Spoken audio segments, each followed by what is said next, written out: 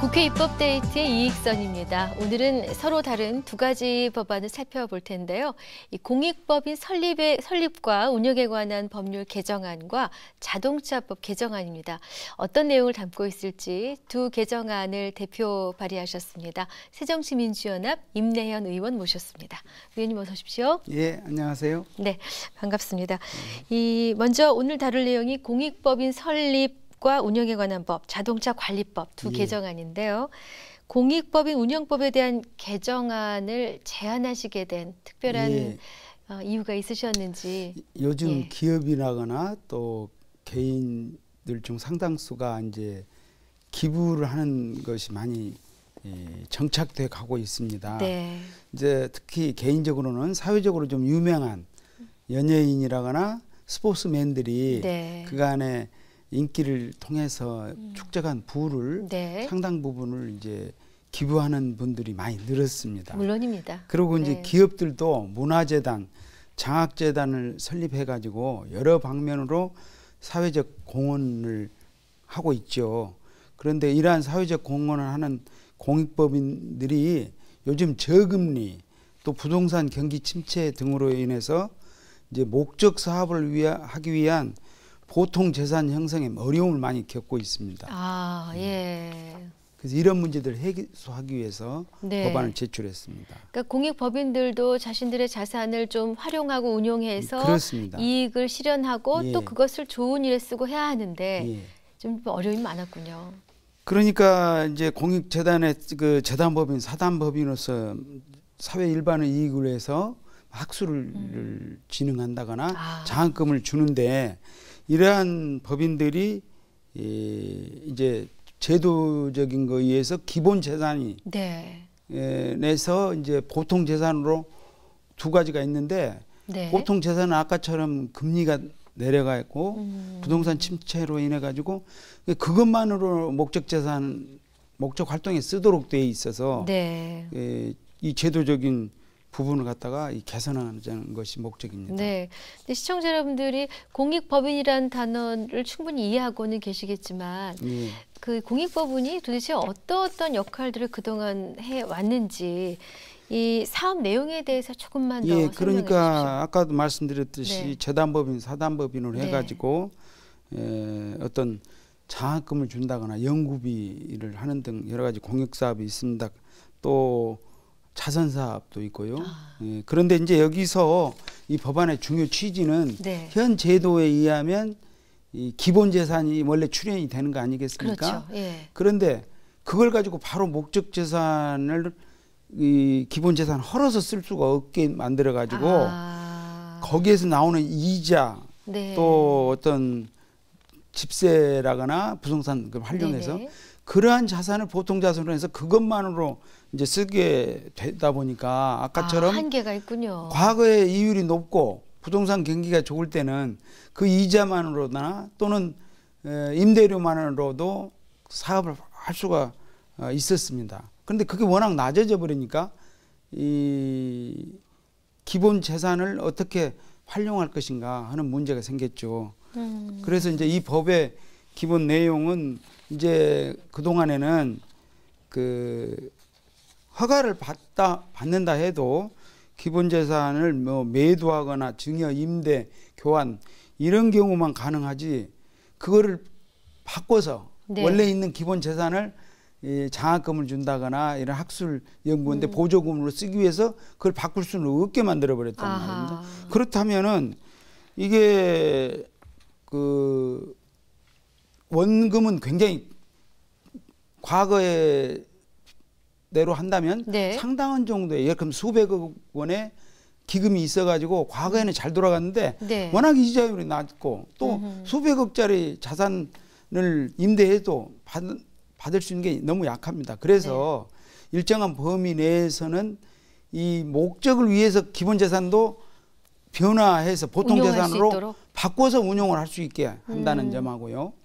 또 이제 그동안에는 성실법인이라고 그래가지고 80% 이상을 목적 사업에 쓰는 법인 또 출연자와 특별 관계가 있는 사람이 5분의 1 미만이다. 이런 아주 그 우수한 공익법인을 성실 공익법인으로 하고 있습니다. 네. 근데 그런 법인의 경우에 과거에 기본재산의 20% 범위 내에서 그 재산을 증식시킬 수 위해서는 네. 이걸 매도하거나 여러 가지 변경을 변경을 할 때 네. 허가를 받지 않고 신고만 해도 허가를 받은 것처럼 네. 이렇게 그 재산을 증식시킨다니까요. 네네. 그렇게 했는데 그것만 에다가 이번에 기본 재산의 10분의 1 범위 내에서는 이 목적 사업을 위해서 이렇게 그 신고만 하더라도 허가 받은 것으로 해서 가름합니다. 그럼으로써 이제 기존의 재단법인, 사단법인이 10분의 1 범위 내에서는 자기들이 신고만 하고 네. 그걸 기본 예를 들면 300억 그 장학기금이 있으면 10분의 1은 30억 네. 또는 25억을 이제 보통재산으로 해가지고 그걸 가지고 과거에 그 있던 이익으로 이율로 굉장히 낮으니까 그게 3억이면 기본 재산을 바꿔서 예컨대 25억, 27억에서 30억을 줘가지고 충분한 활동을 할 수 있는 그러한 제도입니다. 네, 지금 뭐 그 핵심 내용까지도 언급을 해주신 것 같은데요. 이 공익법인 운영법 개정안에 담긴 자세한 내용을 다시 한번 풀어주십시오.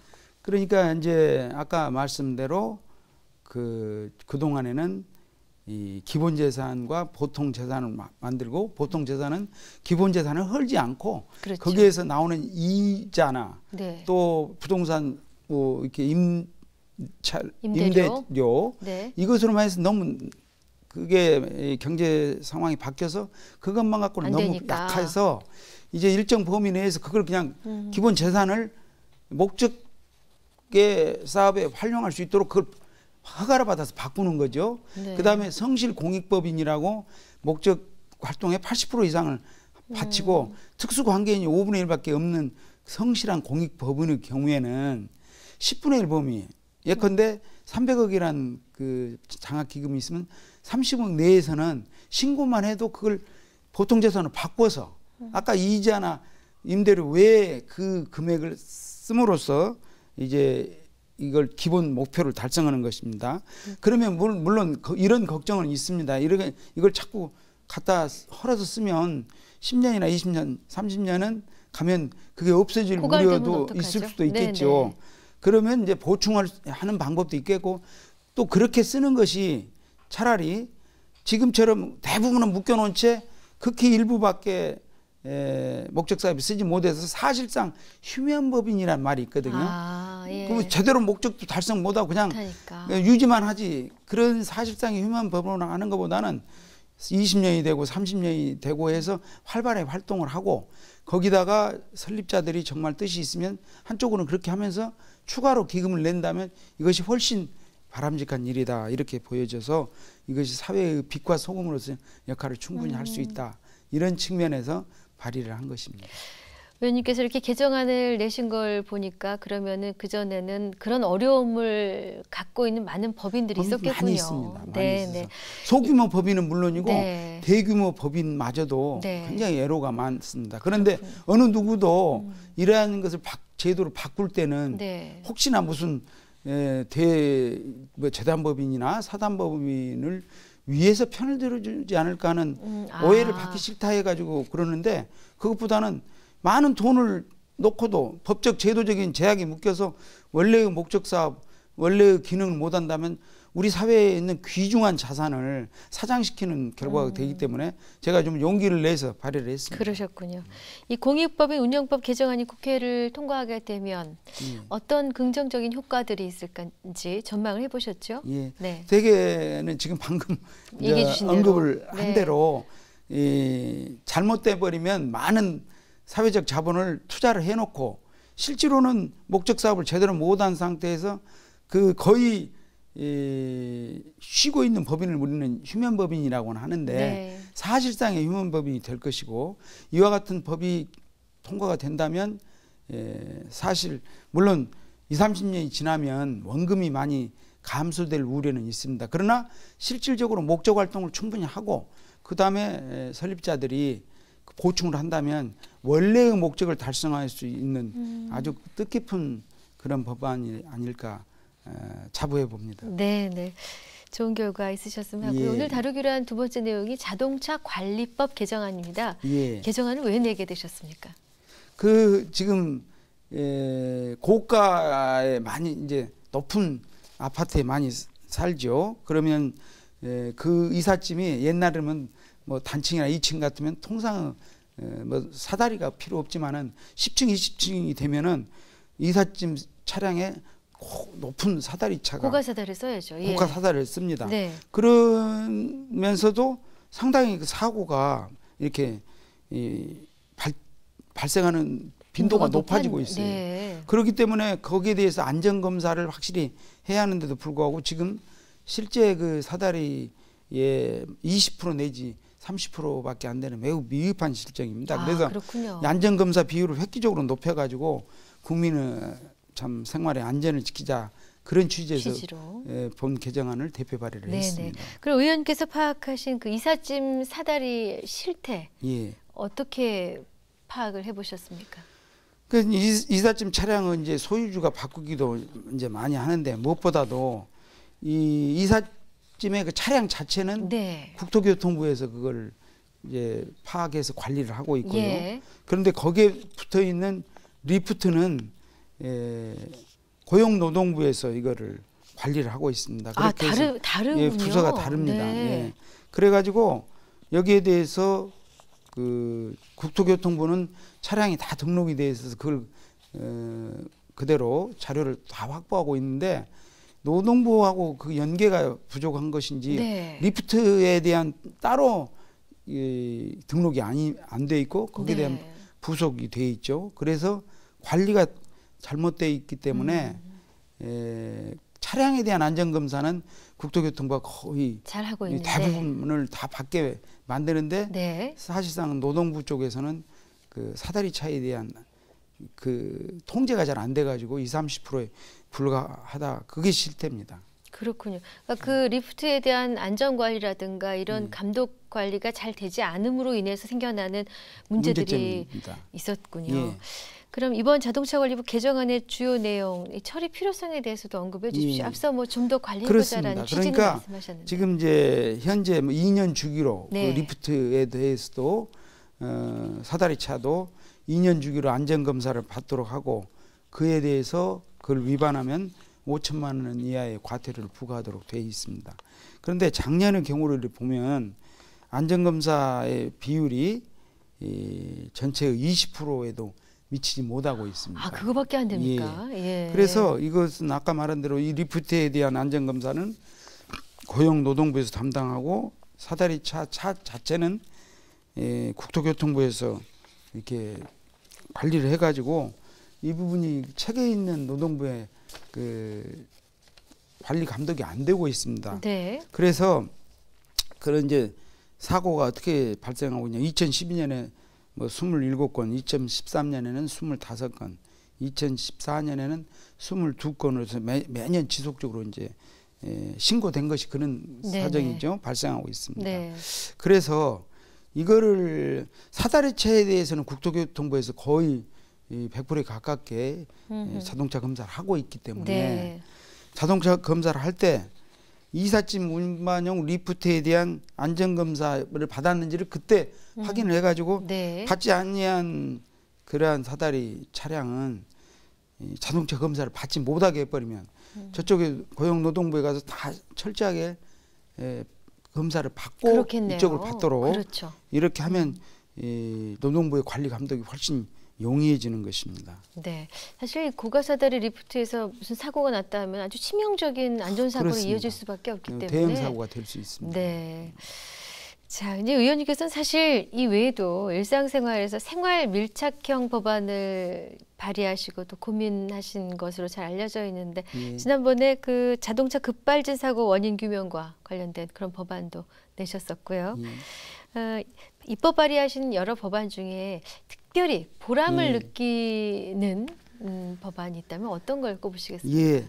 우선 말씀하신 것부터 좀 잠깐만 설명을 하겠습니다만 그 근래 와가지고 급발진 사건에 대해서 이게 자동차 자체의 결함이냐 또는 운전자의 과실이냐 가지고 네. 논란이 굉장히 커 있었습니다. 그렇습니다. 그래가는데 세계적으로 이제 2011, 2년 경에 처음으로 미국에서 관련 법안을 제도화했는데 2012년에 제가 발의한 EDR 법안입니다. 그것이 3년 유예기간을 지나가지고 금년 말부터 효력을 발생하는 것이죠. 이 법에 따르면은 자동차를 판매할 때 네. EDR이라는 게 이벤트 데이터 리코더라고요.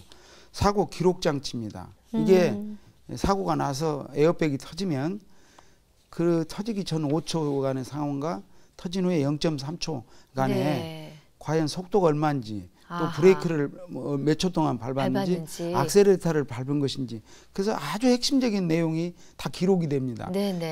그것을 제대로 안다면 그 차량의 이 자체 결함인지 운전자의 과실인지가 명백히 드러납니다. 드러나겠죠. 그래서 이게 자동차를 판매할 때 이 차량에 거의 부착됐는지 여부를 고지를 하고 네. 사고 발생 시에 차량의 소유주가 요청을 하면 네. 그 회사는 반드시 결과를 통지해 주되 사실에 맞게 통지를 해 줍니다. 네. 그래서 통지를 안 하거나 또는 허위 사실로 통지를 하면 상당한 처벌을 받도록 되어 있습니다. 그럼으로써 저희가 세계적으로 두 번째 네. 합리적인 제도를 갖게 된 나라가 됐는데 이러는 것을 대표 발의한 것을 보람을 생각합니다. 네. 그 외에도 네. 교통에 관련돼서 두 가지가 생각이 납니다. 작년 3월에 발의를 했는데 그게 도로교통법 개정안이고 속칭 모세의 기적법이라고도 불립니다. 이것은 소방차 등 긴급 자동차가 가면 네. 쫙 이렇게 비켜주는 것이 네. 선진국으로서의 바람직한 관행이니까 네. 그것이 이제 모세의 기적처럼 쫙 홍해물이 이렇게 갈라지듯이 이 소방차 또 구급차 하면 네. 열어줘야 하는 게 맞습니다. 그런데도 불구하고 또 그 당시에 SBS 등 언론기관과 사회단체에서도 많은 홍보를 했는데도 네. 큰 성과가 없어서 그래서 제가 이제 두 가지 법적인 개정안을 넣었습니다. 네. 과거에는 뭐 예컨대 뭐 20만 원 이하 과태료 뭐 이러면 실제로는 2만 원에서 5만 원밖에 과태료를 안 해가지고 그 쭉 가면은 길을 비켜주든지 양보를 해주든지 뭐 이러는데 그걸 안 해서 실효성이 떨어졌어요. 금액이 2만 원에서 5만 원밖에 안 돼서. 안 되니까. 그래서 저는 20만 원 이상 30만 원 이하의 벌금이나 과태료. 네. 그래서 최소 20만 원이니까 상당한 부담을 느끼지 않겠습니까? 물론이죠.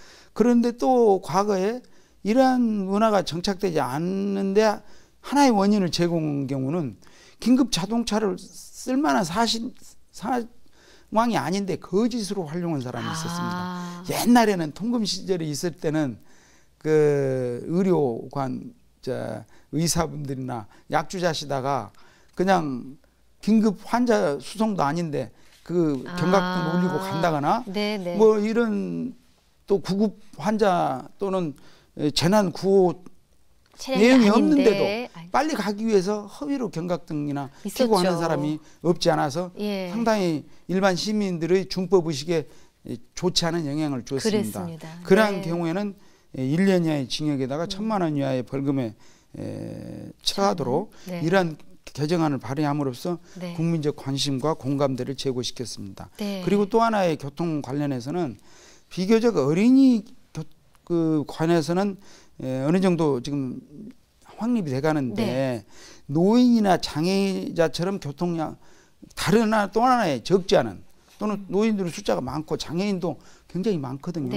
이러한 그 교통 약자들의 그 보호하는 구역이 어린이 보호구역에 비해서 그 표시가 제대로 안 됐다거나 또 이 과속 방지 턱 같은 게 제대로 안 됐는데 전국적으로 그러한 지역을 다 파악을 해서 어린이 보호구역에 하도록 충실한 걸 한다거나 또 이 횡단보도에 있어서 이런 교통약자들은 어린이랄지 노인이랄지 장애자들은 빨리 못 건너지 않습니까? 그렇죠. 그래서 그러한 것이 많은 곳에 있어서는 그 신호등 시간을 좀 늘려서 네. 이렇게 그분들이 안전하게 갈 수 있는 이제 이런 것이 있습니다. 그리고 네. 이제 마지막으로 하나 더 말씀을 드리겠습니다만 네. 이거는 이제 교통하고 다르지만 또 하나의 우리가 안전이 대단히 중요하지 않습니까? 그럼요. 그런데 초고층 건축물 30층 이상이 된다거나 또 지하에 연계되어 있는 복합 건축물 여기 무슨 삼성동 지하 상가에 하루면 수십만이 왔다 갔다 하지 않습니까? 그러한 거나 그런 다중 이용 업소에서 발생한 화재랄지 구조, 구급 현장에서 이렇게 소방관이 활동을 하는데 뭐 술을 먹고 했다거나 또는 완전 취객이 그걸 방해한다거나 또 의식이 제대로 못 박힌 사람들 자기 뭐 짐을 이렇게 피해자한테 안 빼주고 네. 반발을 한다거나 네. 이런 경우에 그걸 갖다가 경찰에 연락해서 조치를 하고 하려면 시간이 없어서 안 됩니다. 예. 이러한 특수 상황에서는 바로 소방관이 사법경찰관처럼 네. 바로 그 처리를 하고 수사도 할 수 있고 단속을 네. 할 수 있으면 굉장히 효과적이지 않습니까? 사법권을 부여한다. 예. 네. 그래서 그 문제에 논의를 해가지고 거의 그 부분은 다 공감을 다 받았습니다. 네, 정말 일을 많이 하셨는데 약속된 시간이 좀 넘어서 가고 있습니다. 짤막하게 입법 계획 하나만 알려주십시오. 예, 이제 원전의 수명 연장과 관련해서 네. 이게 후쿠시마 사고도 있어서 예. 어떻게 하면 좀 철저한 검토가 필요하다는 점하고 옛날의 자료를 가지고 월성원자력발전소 후쿠시마 같은 사태가 발생했는데 옛날 자료를 그대로 사용하면 안 된다. 그런 전국적이나 세계적으로 새로운 사태가 발생하면 새롭게 해야 한다는 거 하고 그 자료들을 최소한 3개월 이상 위원들이 검토할 시간을 주어서 신중하게 한다는 그러한 내용의 원자력안전위원회 원자력법 개정안을 오늘 대표 발의를 했습니다. 네. 네, 저 일 참 많이 하셨고 앞으로도 하실 일이 많습니다. 예. 바쁜 중에 저 이렇게 프로그램에 나와주셔서 감사합니다. 예, 감사합니다. 네, 국회 입법데이트 오늘은 새정치민주연합 임내현 의원과 함께했습니다. 시청해주신 여러분 고맙습니다.